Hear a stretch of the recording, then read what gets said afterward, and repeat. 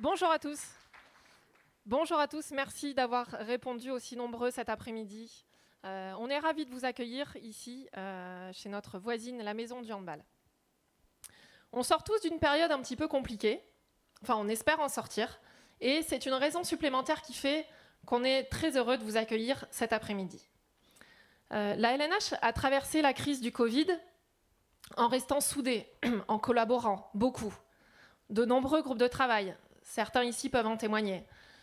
Des réunions avec les élus de la fédération, des clubs, de la Ligue, avec des salariés également des clubs, de la Ligue, avec les partenaires sociaux et avec un président.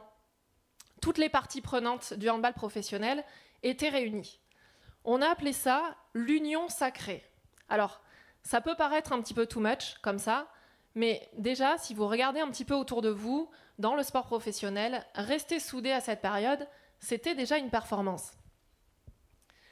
La LNH s'est exprimée, pas énormément, mais quand elle avait des choses à dire, elle a géré les choses au fur et à mesure. Et aujourd'hui, on a beaucoup de choses à partager avec vous. Pendant ce court laps de temps, peut-être parmi vous, certains en ont profité pour faire des choix, pour mieux se connaître. Eh bien, pendant ce laps de temps, la LNH a évolué. Vous le voyez peut-être déjà un petit peu sur scène, vous l'avez vu peut-être cet été, et on espère en tout cas que vous allez le voir tout au long de la saison. Et pendant ce laps de temps, la LNH a changé de président.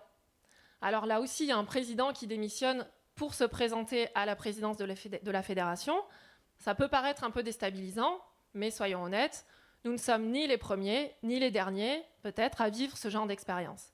Et donc, pour prendre la direction de la LNH, le comité directeur a fait le choix de faire confiance à un homme qui connaît bien les dossiers, qui depuis 3 ans, depuis qu'il est président de l'Union des clubs, s'est investi dans les dossiers. Et la LNH est toujours là, la LNH sait où elle va, et c'est ce que nous allons vous montrer pendant les 40 prochaines minutes. Pour cela, qui de mieux placé que son nouveau président, Monsieur David Tebib.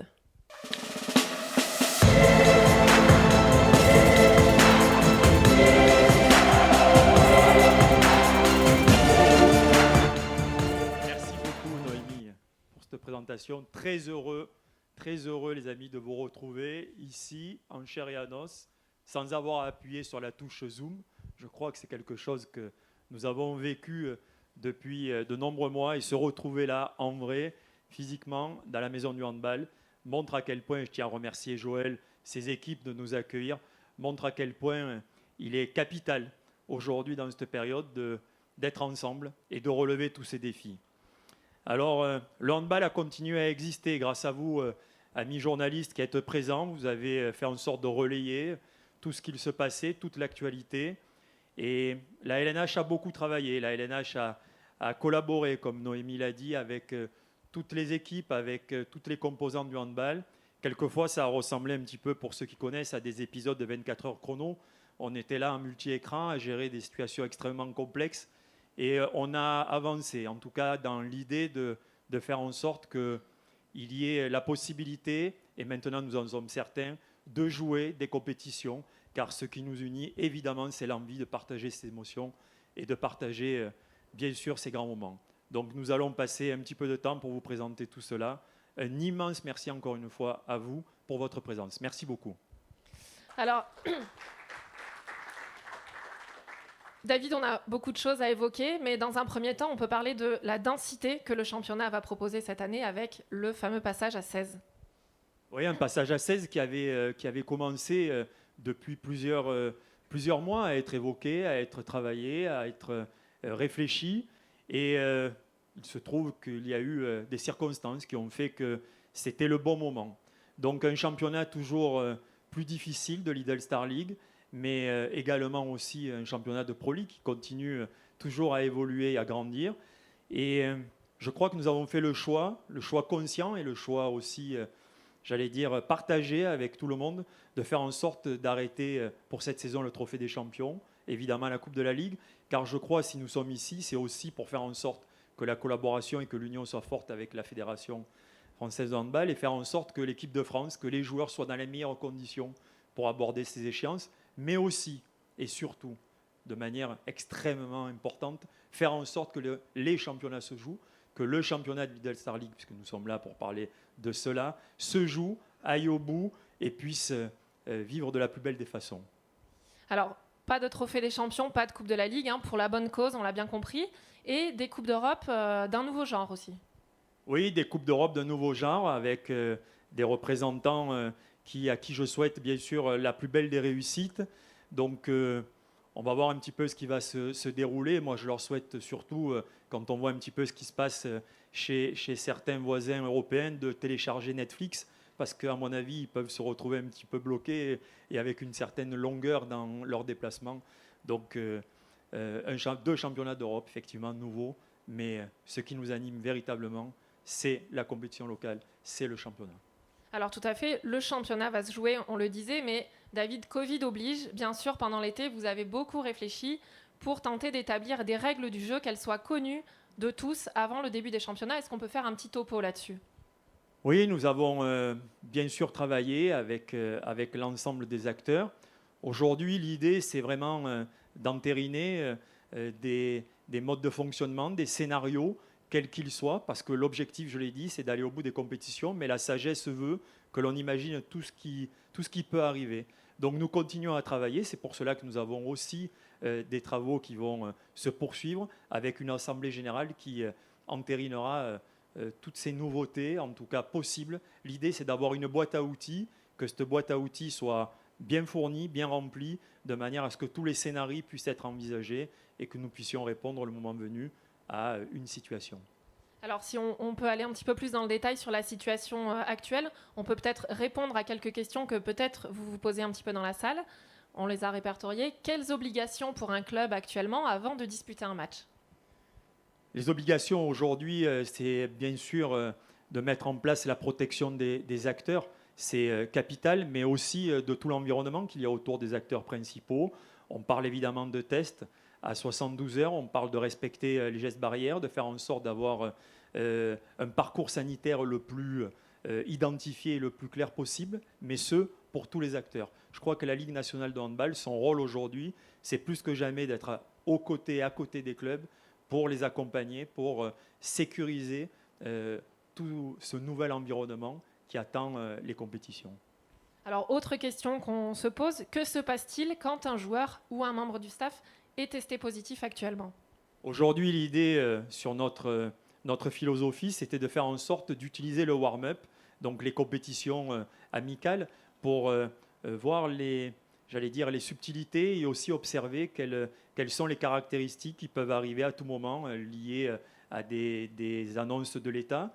Donc aujourd'hui, le protocole, il était le suivant. Lorsqu'on a un cas, évidemment, il est isolé. Évidemment que le reste du groupe, s'il n'y a pas de virus circulant, c'est de faire en sorte qu'il joue par petits groupes. Mais tout ceci, Noémie, peut encore évoluer, car nous avons récolté beaucoup d'informations précieuses durant ce warm-up. Il n'est pas fini. Il y a encore des matchs amicaux, quelques-uns qui se jouent cet après-midi, d'autres ce soir, etc. Et le moment venu, avant le début de la compétition, des compétitions, nous aurons le guide sanitaire et un protocole sanitaire clair pour à la fois les acteurs, mais aussi pour l'ensemble de nos supporters, de nos fans. J'ai bien compris que les choses étaient en mouvement et on le sait, mais je pose quand même la question, va-t-on aller au bout de ce championnat ? Aujourd'hui, la Ligue nationale de handball n'a pas eu comme partenaire Madame Irma, donc ça sera difficile d'avoir sa boule de voyant et puis d'imaginer ce que va être la suite de l'aventure. En tout cas, ce dont on est sûr et qui est sous notre contrôle, c'est de faire le maximum. Et vraiment, je tiens à féliciter tous les acteurs, les joueurs, les entraîneurs, également toutes les composantes du handball professionnel. Et vraiment, c'est de faire en sorte que les championnats se jouent le plus possible dans leur, format traditionnel. Donc, si toutefois les championnats ne devaient pas aller au bout, alors, rappelez-vous, on prendra notre boîte à outils, les scénarios que nous aurions imaginés, on fera en sorte de les mettre en place à ce moment-là, certainement aux alentours du 20 décembre. Ça sera le moment de faire un point étape et on verra à ce moment-là. Mais en tout cas, notre job, ça sera d'être prêt, de faire en sorte qu'il y ait une règle du jeu claire et qui soit validée dès le départ. Très bien, merci David. Maintenant que le décor est posé, j'ai envie qu'on échange peut-être avec les acteurs du terrain. Je vais donc demander aux deux champions, le champion de Pro League et le champion de Lidl Star League, de nous rejoindre sur scène avec Bruno Martini et Raoul Gonzalez pour le PSG, Nicolas Lemon et Sébastien Leriche pour Cesson.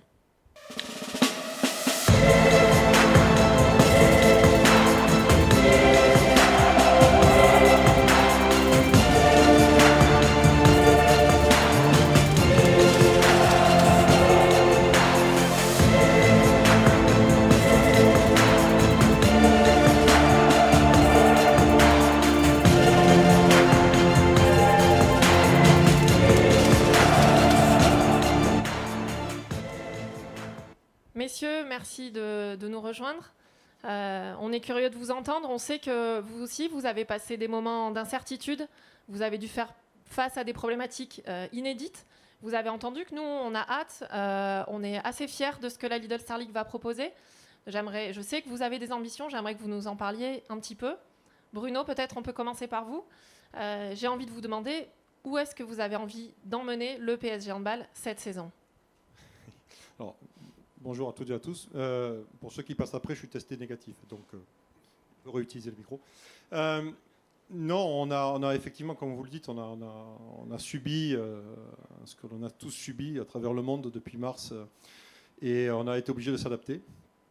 Donc on a beaucoup effectivement travaillé au sein de l'UCPH également, et je remercie David d'avoir animé toutes ces séances de travail qui nous ont permis d'être prêts et permis d'être à la Ligue nationale de handball, d'être prête pour ce bientôt début du championnat. Voilà, donc on a travaillé du mieux possible, mais surtout maintenant, à partir depuis le 3 août, on essaie de se projeter sur la saison qui arrive. On a laissé le parti pris de laisser les vacances aux joueurs pendant tout le mois de juillet pour qu'ils puissent se régénérer, parce que, comme vous le savez, avec le Final Four qu'on va jouer le 28-29 décembre, les moments de régénération et de récupération vont être courts, voire inexistants. Donc il fallait absolument qu'ils aient une plage à eux de quelques semaines, et on a décidé de reprendre la préparation plus tard que certains l'ont fait.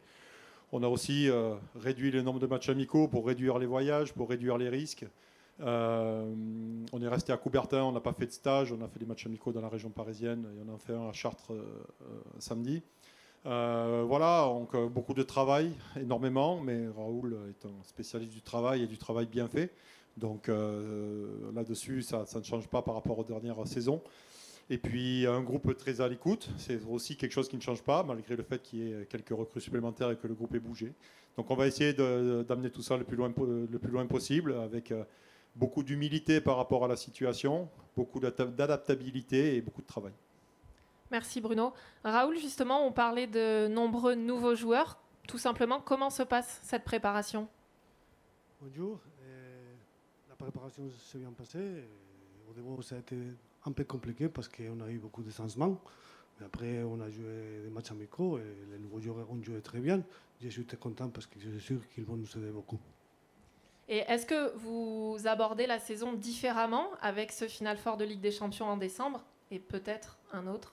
Pas du tout, parce que je pense que la Final Four est très loin d'ici. Et la semaine prochaine, on va commencer la Champions League, après on va jouer la Ligue.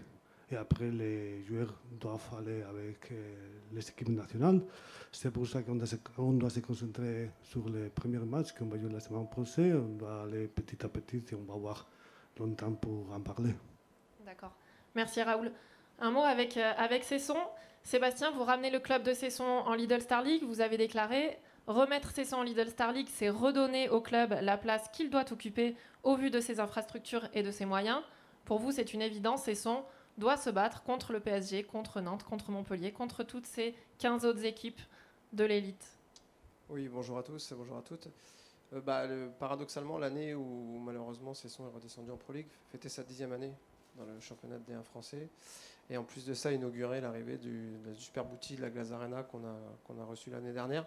C'était important pour nous de rebondir très vite et de relancer le projet. Et on a réussi à le faire. Maintenant, l'envie qu'on a, c'est de se pérenniser à ce niveau-là pour après nourrir d'autres ambitions, on espère.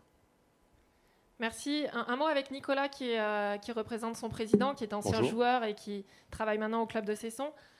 Nicolas, on se doute que vous avez aussi traversé des moments d'inquiétude peut-être au mois de mars, avril, et puis vous avez été champion, peut-être un titre que vous auriez aimé décrocher différemment, mais malgré tout c'est une montée. Comment va le club aujourd'hui de Cesson ? Le club a toujours des inquiétudes, comme j'imagine tous les clubs ici. Ce qui nous fait peur forcément, c'est les conditions d'accès, les conditions d'accueil du public. Maintenant, effectivement, la montée nous aide parce que forcément, on a pu fidéliser nos partenaires, on a pu en récupérer des anciens qui étaient partis avec la descente et qui sont revenus, des nouveaux. Donc voilà, on ne se porte pas si mal. Maintenant, on est impatient et toujours un petit peu inquiet. Voilà, on a hâte aussi du côté de Cesson. Parlez-nous un peu de la Glace Arena. Elle va retrouver toutes ses couleurs, tous ses habits de fête. Alors, on va la redéployer parce que c'est vrai que pendant un an, on a joué dans une jauge réduite à 3000 places. On va retrouver 4500 places. Enfin, maintenant, si on nous l'accorde, parce que la préfète n'est pas simple en Ille-et-Vilaine. Et donc, si jamais on nous en donne le droit, oui, effectivement, on sera content d'accueillir tout le monde. D'accord. Merci, messieurs, de vous être exprimés avec nous. Avant de retourner dans la salle, je vous propose que, symboliquement, on procède à la remise des boucliers parce que vous vous doutez qu'on n'a pas pu procéder à cette remise. Donc, on va improviser une petite séance photo avec les capitaines peut-être des deux clubs qui pourraient nous rejoindre, Luka Karabatic et Igor Adic, qui sont là-haut. Allons-y. Alors, à commencer par la Pro League. On va attendre Igor.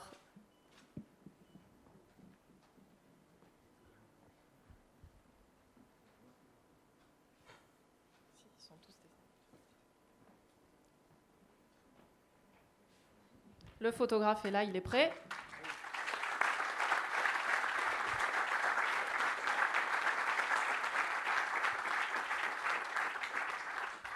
Et donc, champion de Lidl Star League, le Paris Saint-Germain. C'est un peu lourd.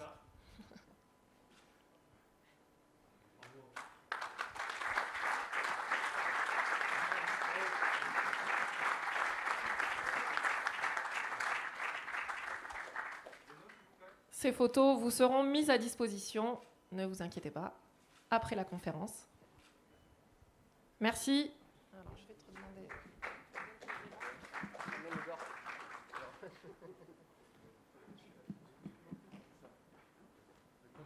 Ils sont très lourds. C'est très Un peu de muscu supplémentaire. Merci. Même si Lucas et Igor n'en ont pas besoin. Joueur. Ouais, le poser un peu. Alors, on a parlé densité sportive. Autre sujet chaud de l'été, David, on le devine, c'est l'exposition qui sera faite de tous ces jolis matchs. Parlez-nous un petit peu de ce qui nous attend cette saison. Écoutez, avec notre partenaire historique Bein Sport, nous avons beaucoup travaillé. On sait que le Covid a amené un impact significatif avec un environnement télévisuel perturbé. Eh bien, malgré ce, nous sommes extrêmement heureux parce que nous allons avoir 3 affiches qui seront présentées. C'est vraiment une chance d'avoir sur des créneaux premium un tel espace qui va se proposer à notre championnat. Et je crois que cela permet aussi de garantir vraiment pour les fans, les supporters, la possibilité d'avoir accès aux meilleurs matchs, d'avoir accès en tout cas à de superbes affiches et de continuer à vibrer avec le handball. Et j'ai étudié le calendrier, si vous aimez le handball, comme vous l'aimez. La 2e semaine d'octobre ne prévoyait rien. Vous pouvez voir un match le mardi soir, le mercredi soir, le vendredi soir, le samedi soir et le dimanche. Donc 5 matchs dans la semaine, ce sera quelque chose. Tout à fait. Alors, on ne peut pas parler de Bein Sport sans évoquer le duo de choc Thomas Vilches et François-Xavier Houlet. Je vais donc leur demander de nous rejoindre sur scène, s'il vous plaît.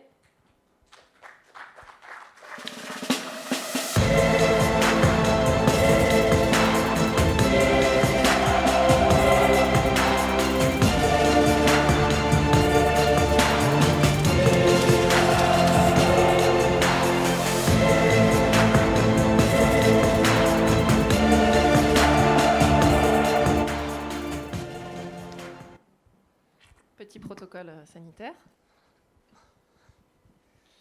Alors FX, je crois savoir que vous êtes terriblement impatient que cette saison reprenne. Qu'est-ce que vous en attendez de cette saison ? Bonjour à toutes et à tous. Monsieur le Président, je vous salue, parce que c'est peut-être la dernière fois que je vous salue ici même à Créteil en tant que président. Voilà, je voulais le dire.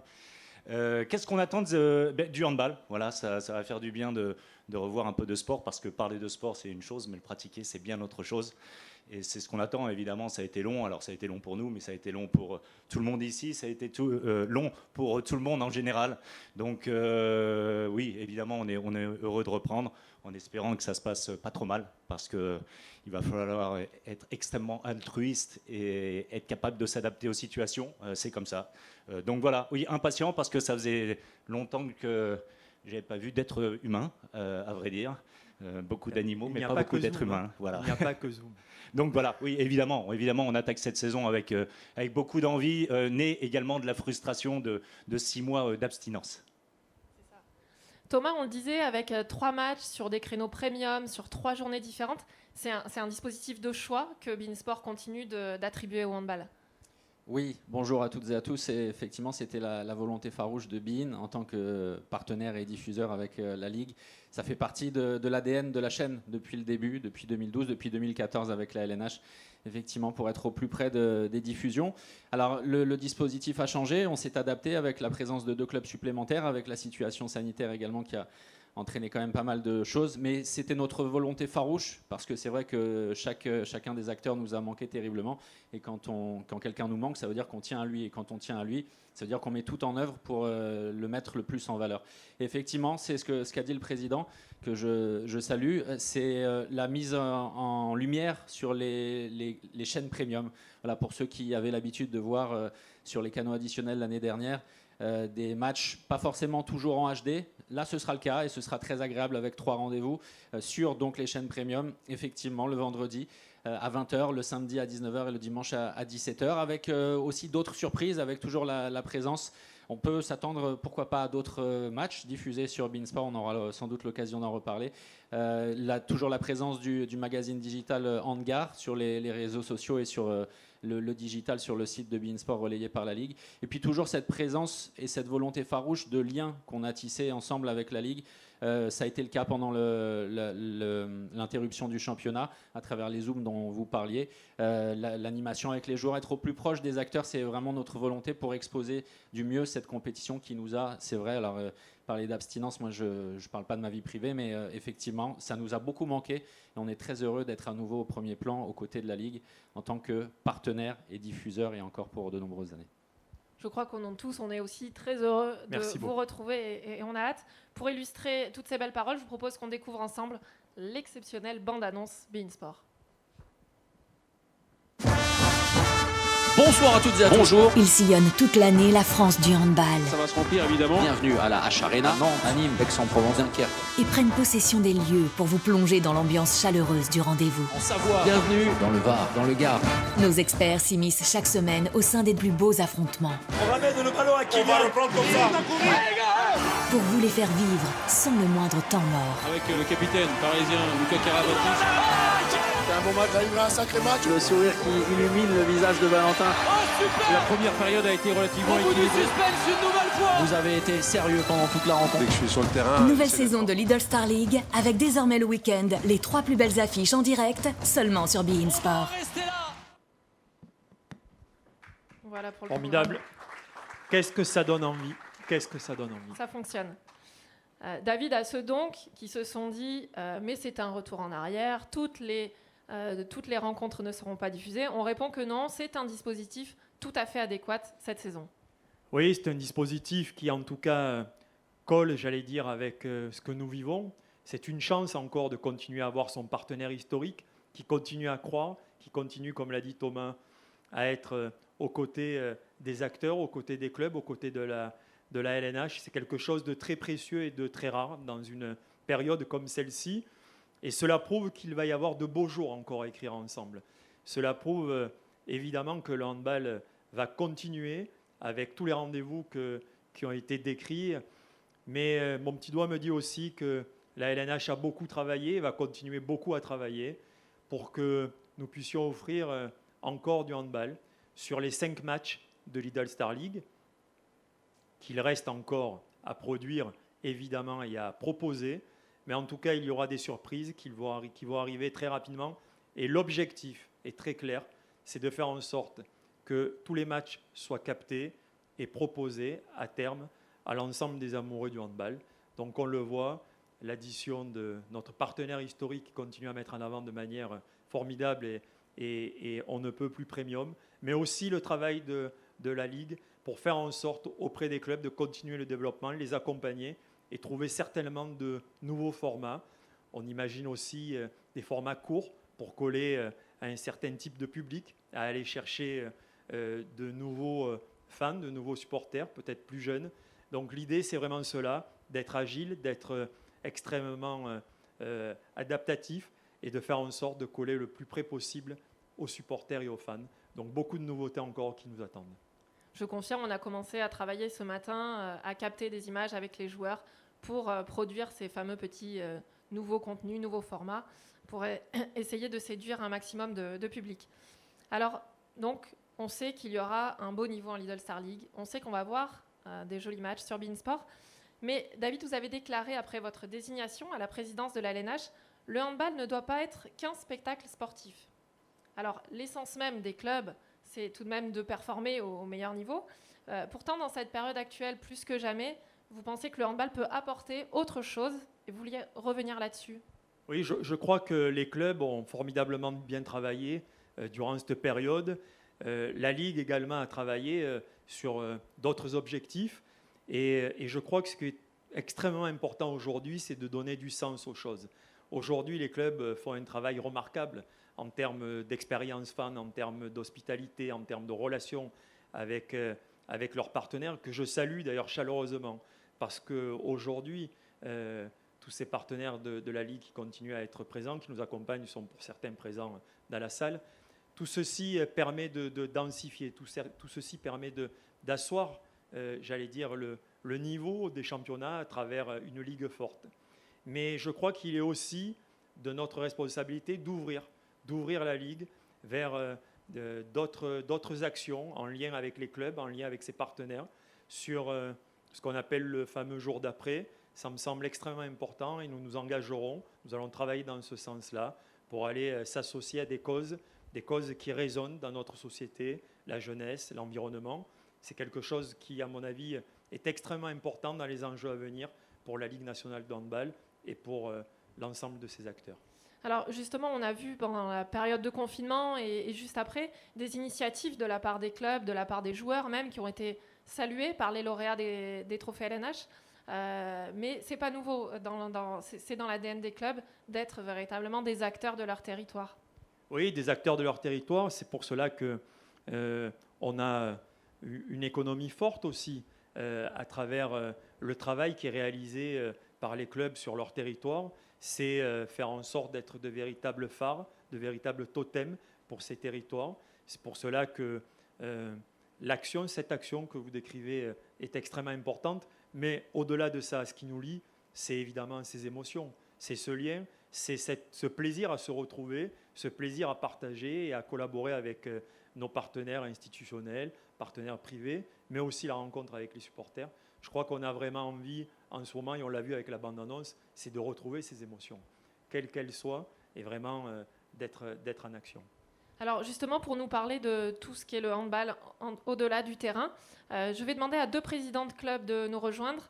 Jean-Pierre Vandal, le président de Dunkerque, et Alain Aubard, président de Limoges, s'il vous plaît.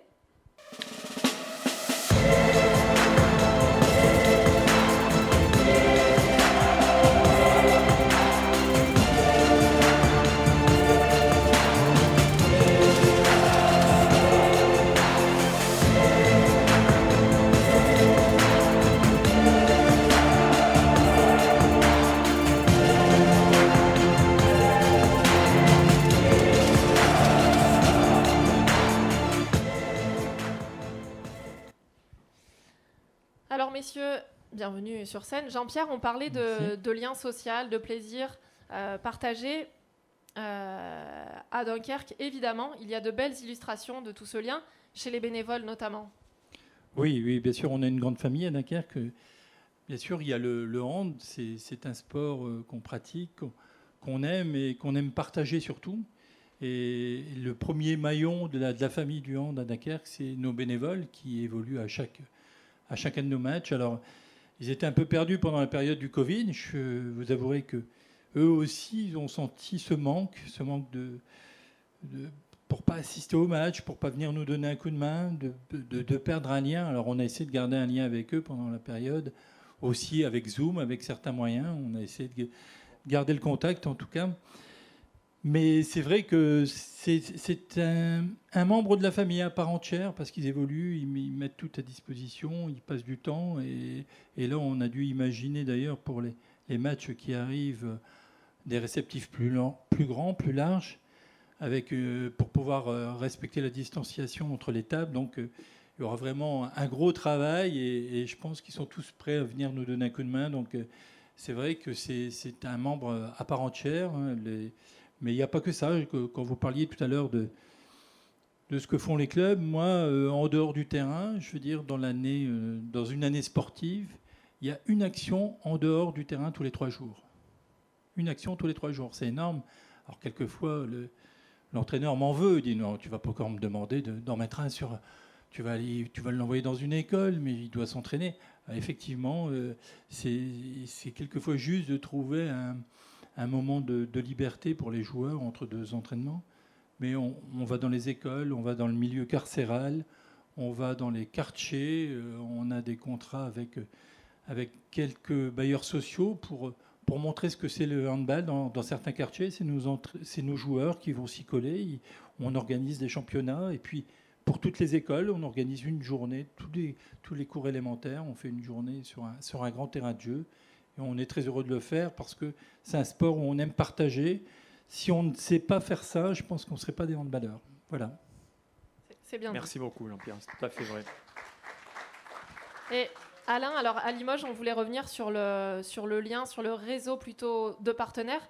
Vous annoncez 350 partenaires, 20 événements business sur la saison. Donc là aussi, on va au-delà des matchs, au-delà du sportif.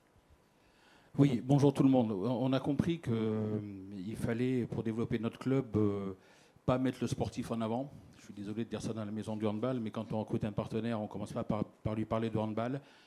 On lui parle de son entreprise, de comment développer son business, le tout adossé à un projet sportif un peu sympa. Bon, à Limoges, il n'y a jamais eu de handball de haut niveau, donc beaucoup découvrent ça et maintenant sont devenus des vrais fans. Mais en tout cas, la création de ce réseau de partenaires était indispensable. Donc on a commencé plutôt par miser sur la structuration du club. Moi, mes salariés d'élite, entre guillemets, ils ne sont pas forcément sur le terrain, ils sont plutôt dans les bureaux. Je me suis entouré de collaborateurs de très très haut niveau. J'en profite pour les féliciter, ils font un boulot extraordinaire. Et on est parti du principe qu'en structurant le club année après année, le sportif suivrait tôt ou tard. Ce qui s'est produit. On aurait pu monter plus tôt, mais je pense qu'on n'aurait pas été structuré suffisamment et ça aurait été compliqué. Aujourd'hui, je pense qu'on est prêt à l'assumer. Donc développer ce réseau de partenaires, ça a un coût évidemment, parce que ça passe par beaucoup de réceptifs, beaucoup de soirées. On en fait une vingtaine, tu le disais tout à l'heure, très très fréquemment. On a organisé des soirées au Zénith en dehors de matchs de handball. C'était une soirée absolument formidable et nos partenaires nous en parlent encore régulièrement. On fait des soirées thématiques par corps de métier, par secteur géographique, par niveau d'engagement des partenaires. Et ça nous a permis de passer d'à peu près 100 000 € de partenariat privé en 2015 à un peu plus de 2 millions d'euros aujourd'hui. Donc la stratégie en 5 ans a été assez gagnante. Alors je me suis même laissé dire que si certains partenaires n'arrivaient pas à se libérer pour venir assister au match, par contre, ils arrivaient toujours à se libérer pour venir sur les après-matchs, sur les salons VIP, réputés maintenant à Limoges. C'est vrai que c'est un coût, mais pour moi, ce n'est pas un coût, c'est vraiment un investissement, la qualité des réceptifs. Et je suis toujours surpris de voir des gens qui ne viennent pas au match avant. Bon, ça nous a arrangé parce qu'on avait beaucoup de partenaires, mais une petite salle. Ça va se régler cette année parce qu'on va faire tous nos matchs à Beaublanc. Mais effectivement, je suis surpris dans des réceptifs de croiser des gens qui ne savent pas si on a gagné ou perdu le match. Quand on a perdu, c'est sympa. Voilà. Alors Jean-Pierre, au-delà du lien social, cette année, on a l'impression plus que jamais, vous assumez votre rôle de promoteur de votre territoire, d'ambassadeur presque, avec votre signature, l'esprit de Dunkerque, qui est dans tous vos supports de communication. Oui, ben écoutez, d'abord, on existe aussi grâce à notre territoire, parce qu'il faut, dans notre économie, les collectivités pèsent lourd dans notre budget, donc ils nous accompagnent, et je pense que c'est un juste retour qu'on leur fait. En tout cas, c'est vrai qu'on est très ancré, on a à l'image de notre ville et plus loin de notre région. Alors cette année, c'est vrai que D'abord, vous avez vu la photo du poster cette année, c'est sur un bateau, sur le voilier qui est emblématique dans le port de Dunkerque, où c'est notre ancrage, et quand je dis ancrage, c'est pour ne pas laisser partir le bateau, c'est notre ancrage à Dunkerque, et également, plus particulièrement aujourd'hui, on pensait que c'était... voilà, on a un nouveau maillot aujourd'hui qu'on avait imaginé, et sur le maillot, par exemple, au lieu d'être un filet, tout le monde dit c'est un filet de pêche, mais non, c'est pas un filet de pêche, regardez bien. En fait, c'est le plan de la ville de Dunkerque qui est sur le maillot de chaque joueur. Donc c'est pour vous dire qu'on y est attaché. Et je pense que c'est important. On a un outil aussi marketing de notre territoire. Donc il faut vraiment que cette liaison entre le territoire et le club soit le plus proche possible. Alain, cette notion de territoire, elle est très présente aussi chez vous dans votre signature Territoire d'ambition. Comment ça se traduit au quotidien dans vos actions ?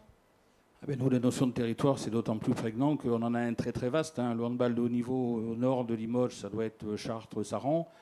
À l'ouest, il n'y a plus d'handball professionnel à Bordeaux.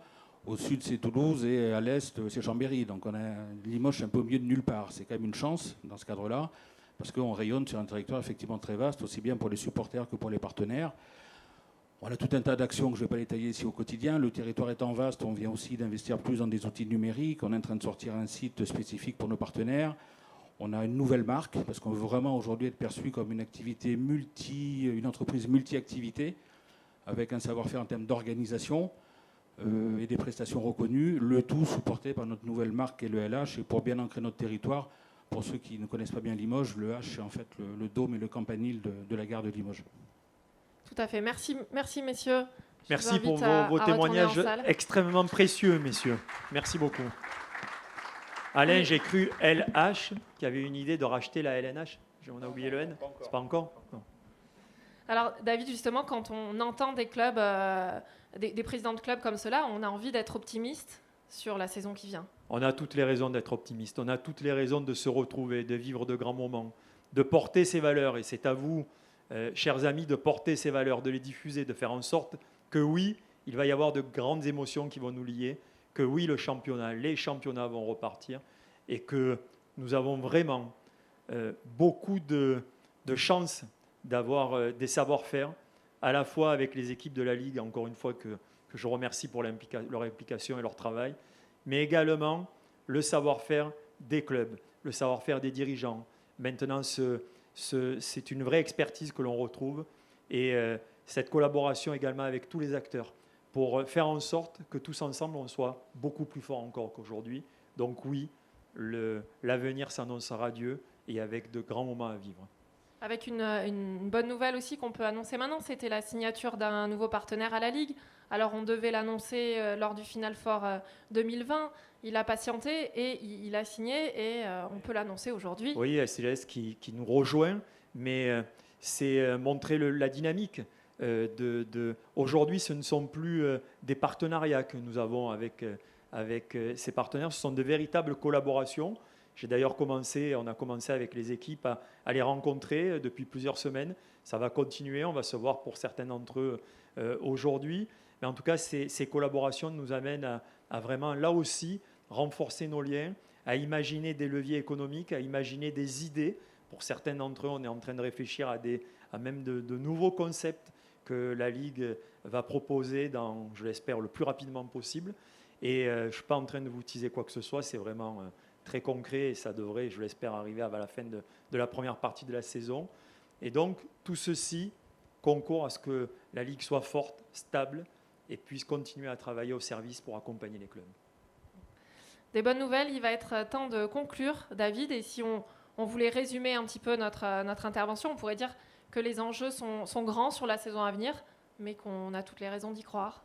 Les enjeux sont très grands, mais je crois que ce qui est le plus important, c'est votre présence.